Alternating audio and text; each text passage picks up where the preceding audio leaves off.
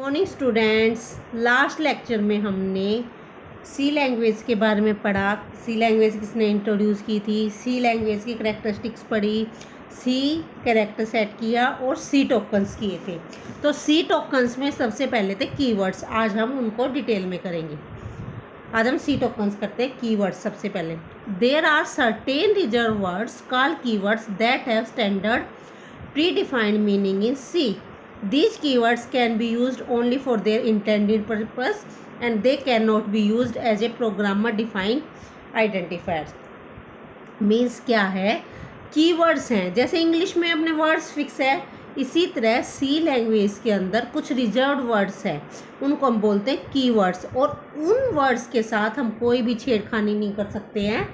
Means अगर जैसे ये देखो, ये है ऑटो है, ब्रेक है, केस है, केयर है, कॉन्स्टेंट, कॉन्टिन्यू है, डिफ़ॉल्ट है, do, double, else, if, int, long, ये इस टाइप के कीवर्ड फिक्स है सी लैंग्वेज के अंदर। तो जो भी ये गिवन है आपको इनको एज इट इज़ यूज़ करना है।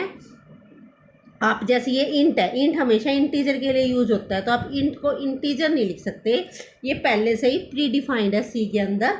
तो आपको इंट लिखना है तो इंट ही लिखना है, इफ़ लिखना है तो इफ़ ही आएगा, वाइल लिखना है तो वाइल ही लिखना है। तो ये सर्टेन कीवर्ड्स है that can use only for their intended purpose. इन सब का पर्पज डिफरेंट है और इन सब का आपको डिटेल में अभी जब हम प्रोग्रामिंग करेंगे तब आपको क्लियर हो जाएगा। अभी आपको ये 32 कीवर्ड्स है, इसमें से कम 10-12 तो आपको लर्न होने चाहिए। ठीक है, जैसे आप कुछ भी याद कर सकते हो, ऑटो, ब्रेक, डू, एल्स, ये आएंगे भी, आप आगे प्रोग्राम करोगे ना उनमें आएंगे। बस आपको फ़िलहाल ये याद रखना है।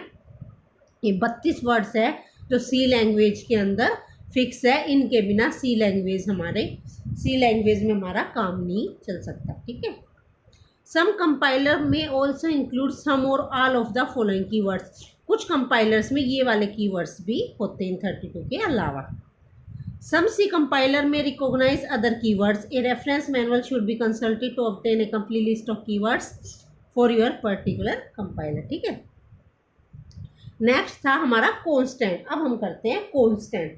अब ये ध्यान से देखना है, जो कांस्टेंट है सबको पता है, मैथ्स के अंदर तो कांस्टेंट सबको पता है जिसकी वैल्यू क्या होती है, fix. There are 4 basic type of constant in C also. ठीक है, अब सी में क्या क्या कांस्टेंट्स है, किस टाइप से डिफाइन है, 2 टाइप से, एक है न्यूमेरिक कांस्टेंट और दूसरे हैं character constant.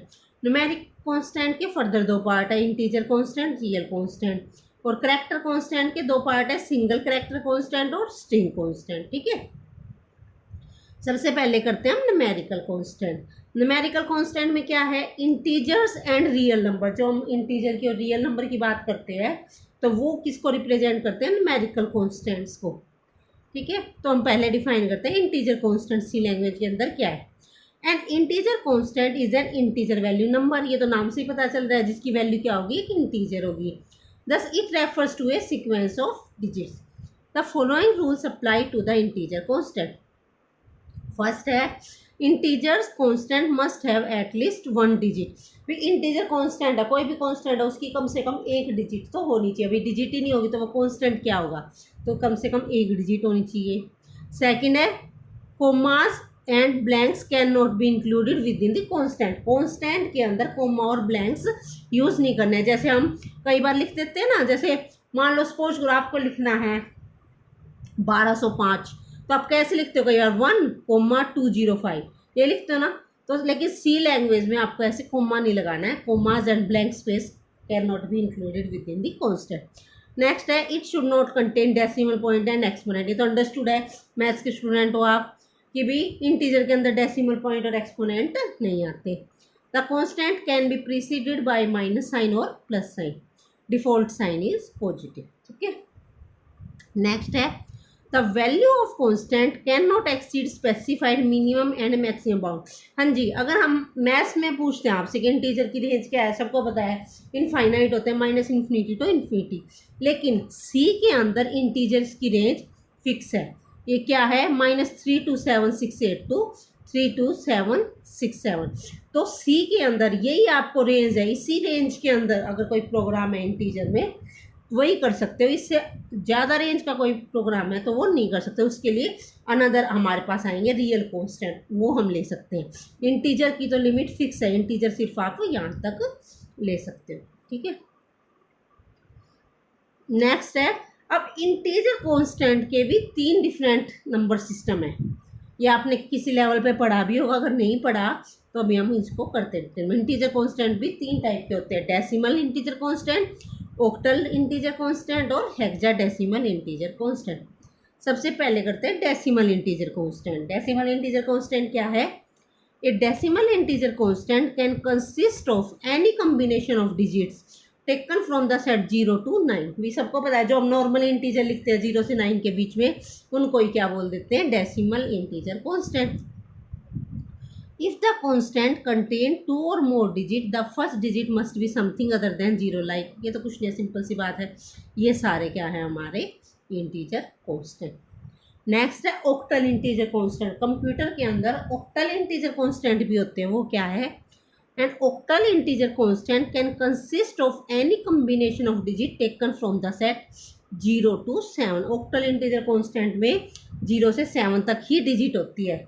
However, the first digit must be 0 in order to identify the constant as octal number।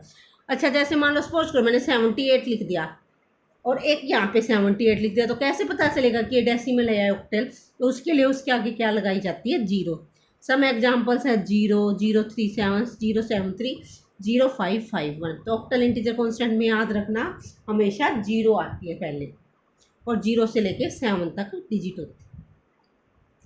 Next है हेक्साडेसिमल इंटीजर कांस्टेंट। जैसा कि नाम से लग रहा है हेक्साडेसिमल, डेसिमल तो 10 और हेक्सा मतलब 6, तो इसमें कितने डिजिट होंगी? 16। A sequence of digits beginning with 0x और 0 capital X is considered as a hexadecimal integer. It can then be followed by any combination of digit taken from 0 से 9 and A to F। और A to F क्या है? Upper case में भी हो सकता है और लोअर केस में, मतलब स्मॉल भी हो सकता है और कैपिटल भी हो सकता है। Which represent the decimal number 10 to 14। भी 0 से 9 डिजिट, और बाकी की जो 6 हैं वो क्या है? A से लेके F लेनी है। वो स्मॉल भी हो सकती है और कैपिटल भी, कुछ भी लिख सकते हो आप। तो सम वैलिड हेक्साडेसिमल कांस्टेंट कौन कौन से हुए, ये ध्यान रखना है। ऑक्टल 0 से स्टार्ट होता है हमेशा, और हेक्साडेसिमल किससे स्टार्ट होता है? 0x से। जैसे 0x है, 0x2, 0x ABCD, 0x9 है, ठीक है।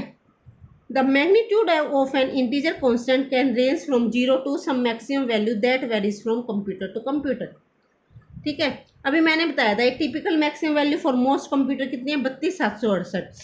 लेकिन कई कंप्यूटर्स में ये रेंज इतनी भी होती है। अगर 32 बिट की मशीन हो, 16 बिट की मशीन है तो उसकी रेंज इतनी होती है, 32 बिट की मशीन पे इतनी रेंज होती है, ठीक है।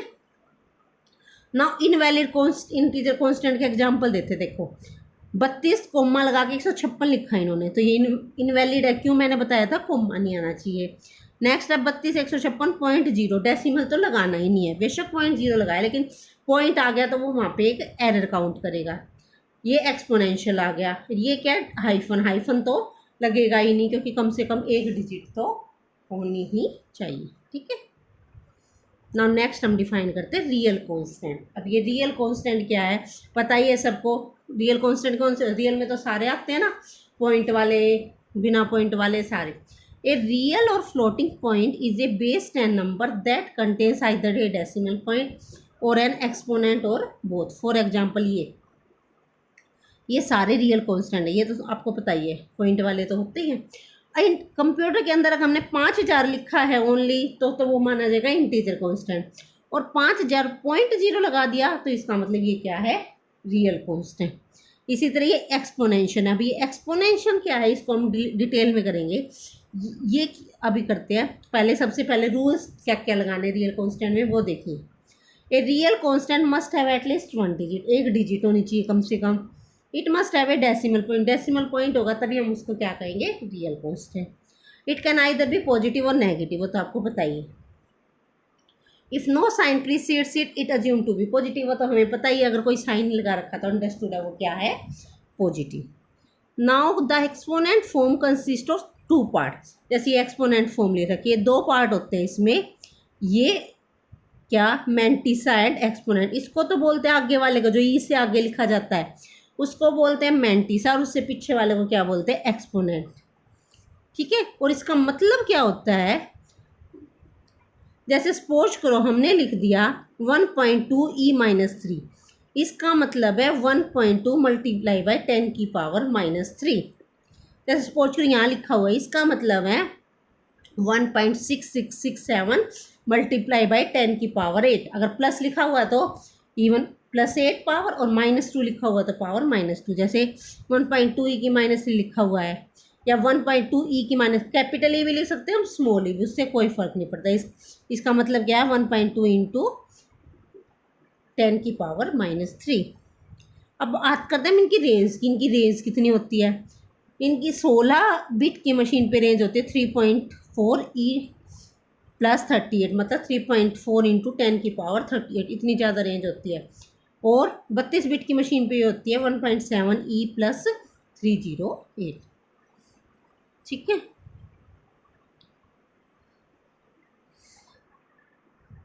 अब कुछ रूल्स हैं to real constant represented in exponential form के लिए। क्या क्या रूल्स है, the mantissa part and exponential part should be separated by letter E. ये तो आपको पता ही है, ई लेटर आएगा बीच में। The default sign of mantissa part is positive. The exponent must have at least 1 digit which should be positive और नेगेटिव। हाँ जी, एक्सपोनेंट के आगे प्लस या माइनस जरूर लगाना है, जिससे हमें पता चल जाए, जैसे यहाँ पे हमने प्लस लगा रखा है या माइनस, ये पावर माइनस है या प्लस है। The range of real constant in exponential form is this one, ये अभी मैंने बताई थी। ठीक है, अब बात करते हैं इनवैलिड रियल कांस्टेंट कौन कौन से होंगे। जैसे 20, 125 है, कोमा आ गया, कोमा नहीं आना चाहिए। 25, 325 है, अगर यहाँ डेसिमल पॉइंट नहीं है तो ये रियल कांस्टेंट नहीं, इसको हम इंटीजर कांस्टेंट मानेंगे। और जो हमारे एक्सपोनेंट पार्ट है ये हमेशा एक इंटीजर होना चाहिए, exponent should be N integer, क्योंकि पावर कभी सुनी है तुमने 13.2 पावर, यहाँ पे पॉइंट्स हो सकते हैं। मैंटिसा में डेसिमल आ सकता है, लेकिन एक्सपोनेंट में कभी भी डेसिमल नहीं आना चाहिए। एक्सपोनेंट हमेशा क्या होना चाहिए, इंटीजर। ठीक है, तो ये आपके कॉन्स्टेंट्स के बारे में था। अब ये सारे आप डिटेल में पढ़ेंगे, और अगर आपको कोई दिक्कत हो तो आप पूछ सकते हैं। Thank you.